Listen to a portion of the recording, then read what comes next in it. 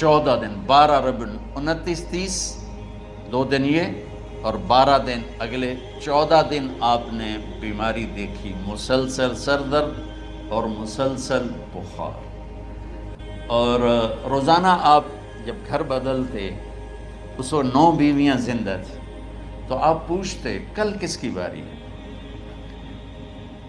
کل کس کی باری ہے؟ جی میمونہ کی ہے. اگلا دن کل کس کی باری؟ یہ حفصہ کی. کل کس کی باری ہے؟ ام سلمہ کی ہے. تو بیگمات نے اس سے سمجھا کہ اللہ کے نبی یہ چاہتے ہیں کہ میں بیماری کے دن عائشہ کے پاس گزاروں، ورنہ آپ کو تو خود پتہ ہے کل کس کی باری ہے، پرسوں کس کی باری ہے، ترسوں کس کی باری ہے. تو حضرت میمونہ کے گھر میں آپ تشریف فرما تھے، تو ساری باقی 8-7 بیگمات جمع ہوئیں اور انہوں نے آ کے عرض کی یا رسول اللہ، جب تک آپ بیمار ہیں آپ عائشہ کے پاس آرام فرمائیں، اور جب اللہ آپ کو شفا دے دے تو پھر ہماری ترتیب کو آپ دوبارہ شروع فرما دیں. تو آپ نے سب کا شکریہ ادا کیا. عدل کی مثال کا اسلام جب دوسری شادی کی اجازت دیتا ہے تو عدل کی شرط لگاتا ہے اِلَّمْ تَعْدِلُوا، اگر عدل نہیں کر سکتے پھر ایک ہی ہے عدل. اور آپ نے فرمایا جس نے دوسری شادی کی اور عدل نہ کیا، کتنی مرضی عبادت کر کے آیا، تو قیامت کے دن آدھا حصہ اس کا فالج زدہ ہوگا، ایک سائیڈ اس کی فالج زدہ ہوگی. کتنے ہی مراقبے کر کے کتنی ہی نمازیں پڑھ کے آیا ہو، انصاف نہیں کیا تو پورا آدھا حصہ فالج کی پکڑ میں ہوگا. جب سب بیگمات نے یہ کہہ دیا کہ آپ وہاں گزاریں تو آپ نے شکریہ ادا کیا. علی اور عباس کو بلایا، ان کے کندھوں پہ آپ نے یوں ہاتھ رکھے اور آپ کے پاؤں یوں زمین پہ لگ رہے، آپ پورا پاؤں نہیں لگا پا رہے تھے کمزوری سے. یہ پوزیشن تھی اس طرح. اور یہ پیر کا دن تھا، آپ حضرت عائشہ کے گھر میں داخل ہوئے اور اگلے پیر کو حضرت عائشہ کے گھر میں آپ اپنے اللہ کے پاس چلے گئے. آخری ہفتہ آپ نے حضرت عائشہ کے گھر میں گزارا. صحابہ ملاقات کے لیے حاضر ہوئے تو آپ ان کو دیکھ کے رونے لگے اور فرمایا کہ میں تمہیں اللہ کے سپرد کرتا ہوں، اللہ تمہاری حفاظت کرے، اللہ تمہارا ساتھی ہو، آواکم اللہ، حفظکم اللہ، نصرکم اللہ. بہت دعائیں دیں. تو عبداللہ بن مسعود رضی اللہ تعالیٰ عنہ نے پوچھا یا رسول اللہ، لگتا ہے جیسے جانے کا وقت ہے، تو آپ کو غسل کون دے گا؟ آپ نے فرمایا میرے اہل بیت. آپ کو کفن کون دے گا؟ کہا میرے اہل بیت. آپ کا جنازہ کون پڑھے گا؟ تو آپ رونے لگے. تو آپ نے فرمایا جب تم مجھے غسل دے دو تو سب نکل جانا، سب سے پہلے میرے 2 وزیر جبریل و میکائیل آئیں گے اور وہ میرے اوپر درود و سلام پڑھیں گے. ہمارے نبی کا جنازہ ایسے نہیں ہوا اللہ اکبر اور پیچھے صفیں، آپ کی چارپائی کے پاس آ کر صحابہ کھڑے ہو جاتے تھے، وہ میں ابھی بتاتا ہوں. تو آپ نے فرمایا سب سے پہلے جبریل و میکائیل آ کر میرے اوپر درود و سلام پڑھیں گے، پھر اس کے بعد 7 آسمان کے فرشتے باری باری آئیں گے.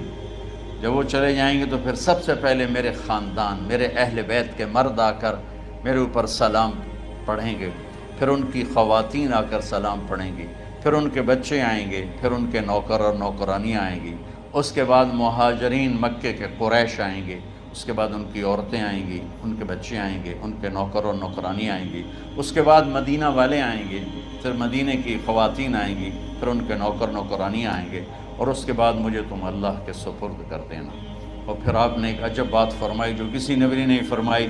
فرمایا کہ میرے بعد میری آنے والی امت کو میرا سلام کہہ دینا، اور انہیں کہنا کہ ان کے بعد جو آئیں ان کو بھی میرا سلام کہہ دیں. اور اس طرح میرے سلام کو قیامت تک اللہ کے نبی نے پہنچایا کہ ہر آنے والی امت، ہر آنے والی نسل اگلی نسل کو اس نبی کا سلام پہنچائے. آپ کے جانے میں 5 دن باقی تھے تو آپ نے فرمایا مجھے 7 کنوؤں کے پانی سے غسل کرواؤ. تو 7 کنوؤں سے پانی لایا گیا مشکیزوں میں بھر کے. تو حضرت عائشہ کے گھر میں کوئی ایسا ٹب نہیں تھا جس میں بیٹھ کے وہ آپ نہا سکتے، تو حضرت حفصہ کے گھر سے ٹب منگوایا گیا.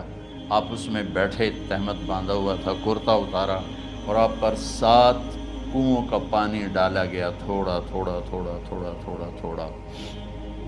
تو اس سے بخار کی شدت کم ہوئی، اور آپ سر درد کی وجہ سے آپ نے ایسے پٹی باندھی سرخ رنگ کی، اور اس کے بعد حضرت علی اور فضل بن عباس کے کندھوں کا آسرا لے کر آپ مسجد میں تشریف لائے، اور آپ ممبر پر بیٹھے اور آپ نے فرمایا، لوگوں، میرے جانے کا وقت آ چکا ہے۔ میں نے کسی پر زیادتی کی ہو، کسی کو تھپڑ مارا ہو، کسی کو چھڑی ماری ہو، کسی کا حق دبایا ہو، تو میں اپنی جان کے ساتھ، مال کے ساتھ حاضر ہوں، مجھ سے یہیں بدلہ لے لو، آخرت میں میرے خلاف کوئی دعویٰ نہ کر۔ میں آخرت کے حساب کو برداشت نہیں کر سکتا۔ جن کے طفیل لوگوں کا حساب معاف ہوگا، جن کی طفیل، جن کی شفاعت پر لوگ بے حساب جنت میں جائیں گے، وہ روتے ہوئے فرما رہے ہیں کہ میں آخرت کے حساب کو نہیں دے سکتا۔ تو سارے صحابہ رونے لگے، لیکن آپ اپنی بات کو دہراتے رہے، کوئی بھی نہیں اٹھا۔ تو آپ نے ظہر کی نماز پڑھائی، ظہر کے بعد پھر ممبر پر آئے اور فرمایا کہ لوگوں، یہیں مجھ سے حساب کتاب کر لو، آگے نہ کرنا، بتاؤ میں نے کسی کا کوئی حق دینا۔ ایک صحابی کھڑے ہو، یا رسول اللہ، آپ نے میرے 3 روپے دینے ہیں، 3 درہم۔ تو آپ نے فرمایا دینے ہوں گے کہ ضرور، پر مجھے یاد نہیں، بتاؤ کہ کس طرح دینے ہیں؟ کہ یا رسول اللہ، آپ کے پاس سائل آیا تھا، آپ سے مانگا، آپ کے پاس تھے نہیں، تو آپ نے مجھ سے کہا تیرے پاس کچھ ہیں؟ تو میرے پاس 3 درہم تھے، تو آپ نے فرمایا تو دے دے، میں بعد میں ادا کر دوں گا۔ تو ہاں، یاد آ گیا۔ تو میرے گھر کے نبی میں، میرے نبی کے گھر میں تو تیل نہیں تھا ایک چھٹانگ جس سے چراغ جلتا، پیسہ کہاں سے آتا؟ تو آپ کے سامنے آپ کے کزن فضل بن عباس کھڑے تھے، آپ نے فرمایا فضل، میرا قرضہ ذمے لیتے ہو؟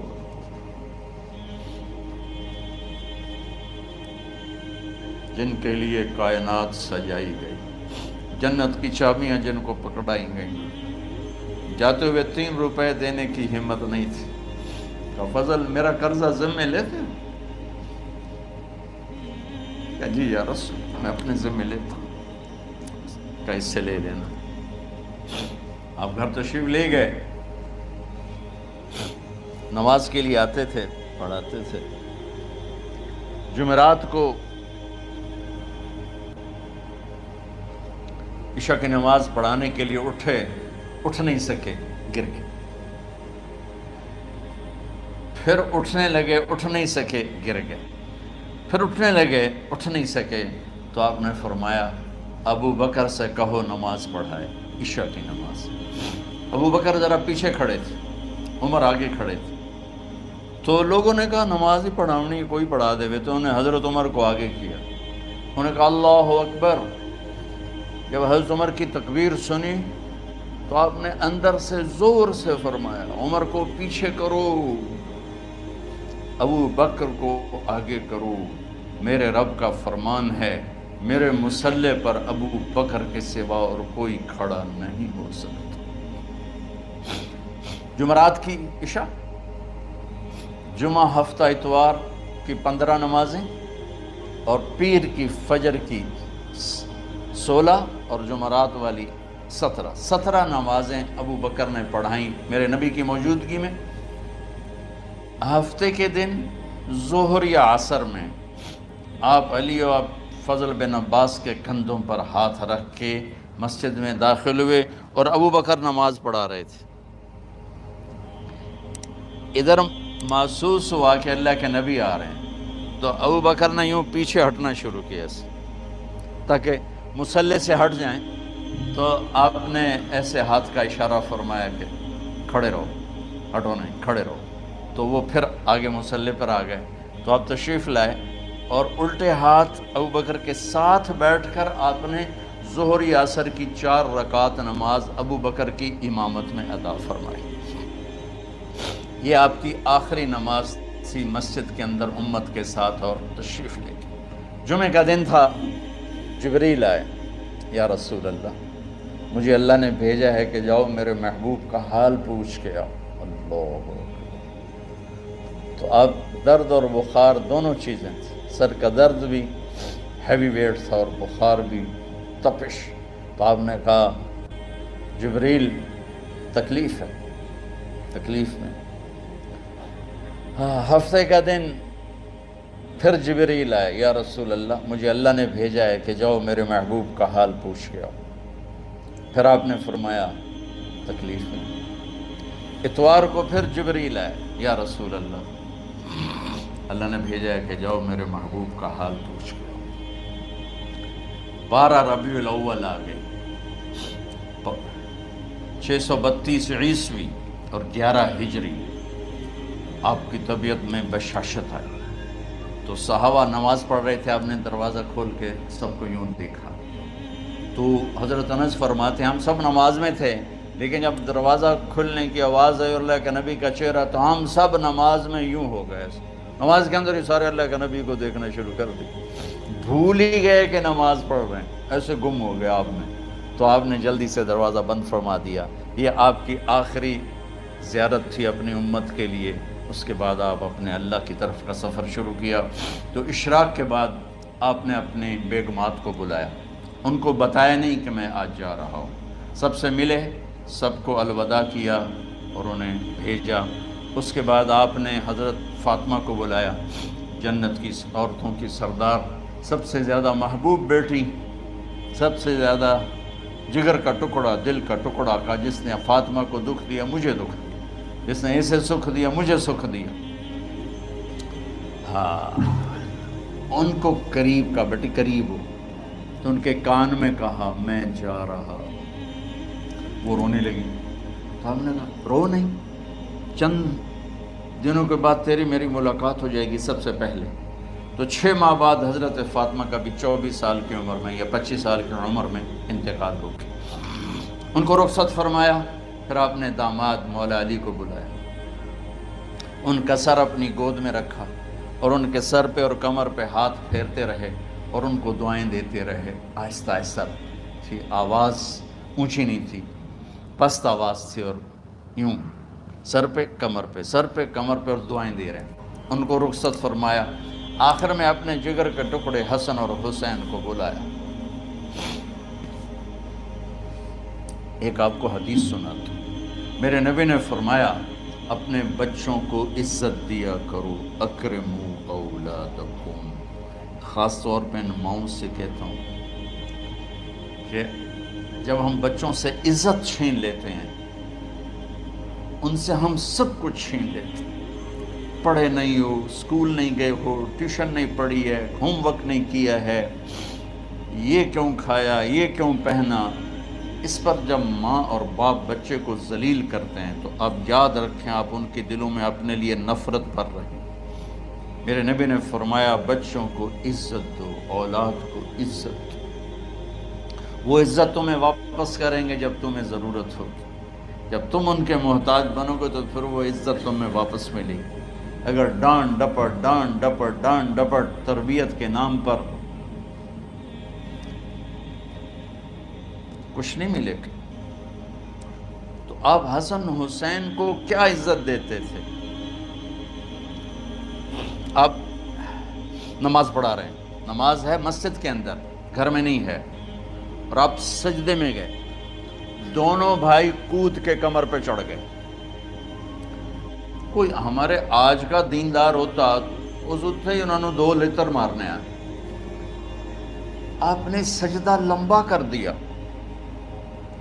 صحابہ کو خوف ہوا کہ آپ فوت ہو گئے. عبداللہ بن مسعود سر اٹھا کے دیکھا تو دونوں بھائی کمر پہ چڑھے ہوئے تھے اور آپ سجدے میں پڑے ہوئے تھے. انہوں نے ہاتھ آگے بڑھایا اتارنے کے لیے، تو آپ نے بغلوں سے دیکھا کہ کوئی ہاتھ آ رہا ہے بچوں کو اتارنے کے لیے. تو سجدے میں ایسے ہاتھ ہوتے ہیں، تو آپ نے یوں کر کے ان کو روک دیا اشارے سے.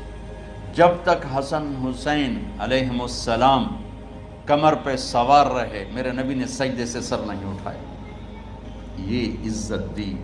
اور جب وہ اترے پھر آپ سجدے سے اٹھے، سلام پھیرتے ہی اپنے دونوں بچوں کو گود میں لے کے فرمایا میرے ماں باپ ان پہ قربان، انہیں تکلیف نہ دیا کرو.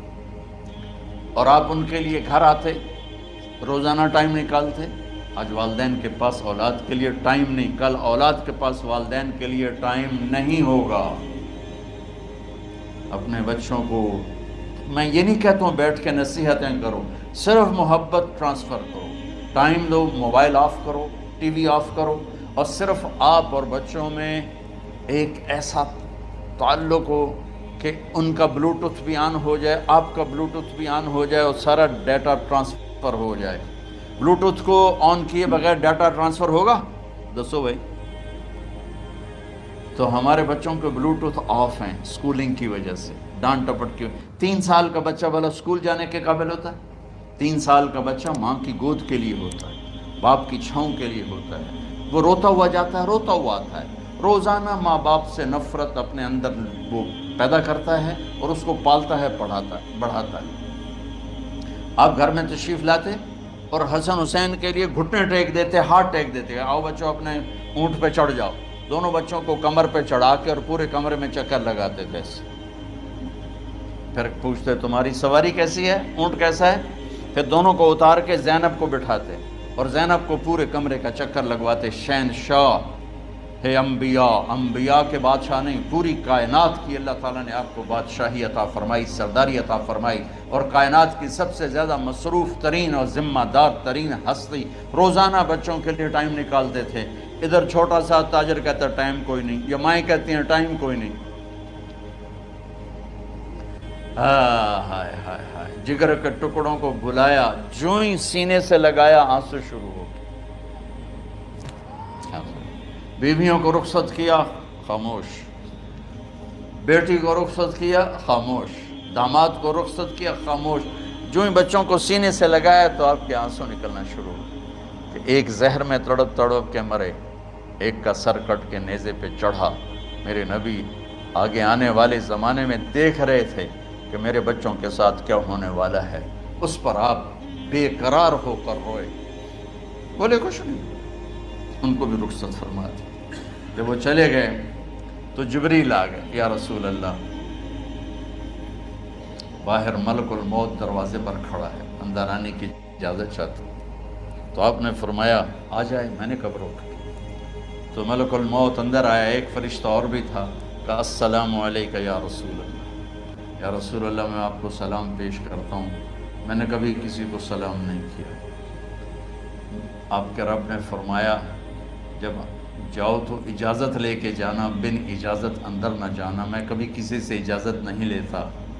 اللہ تعالیٰ نے فرمایا آنا چاہیں تو لے آنا، رہنا چاہیں تو چھوڑ کے آ جانا، یہ اختیار اللہ نے کبھی کسی کو نہیں دیا، آپ پہلی اور آخری ہستی۔ تو آپ نے فرمایا اگر میں اجازت دے دوں تو میری جان نکالو گے؟ تو اللہ کے امر کا پابند۔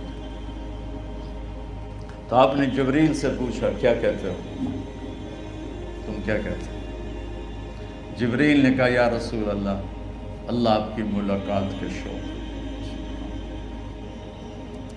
میرے بھائی بہنوں، اللہ سے یہ دعا کیا کرو کہ اللہ ایسی موت دے جب جانے کا وقت ہے تو ہماری ملاقات کے شوق